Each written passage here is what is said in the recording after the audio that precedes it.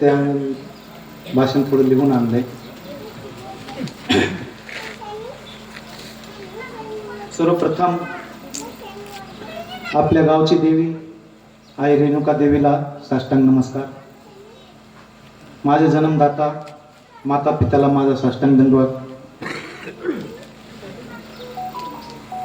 व्यासपीठावर उपस्थित कार्यक्रमाचे अध्यक्ष ज्येष्ठ समाजसेवक माननीय हनुमंत भोसले सर, माजी जिल्हा परिषद सदस्य विजयकांत मुंडे भैयासाहेब, जलसैनामध्ये नेव्हीमध्ये अनेक वर्ष सेवा देऊन सेवानिवृत्त आमचे सर्वांचे लाडके कॅप्टन अण्णा,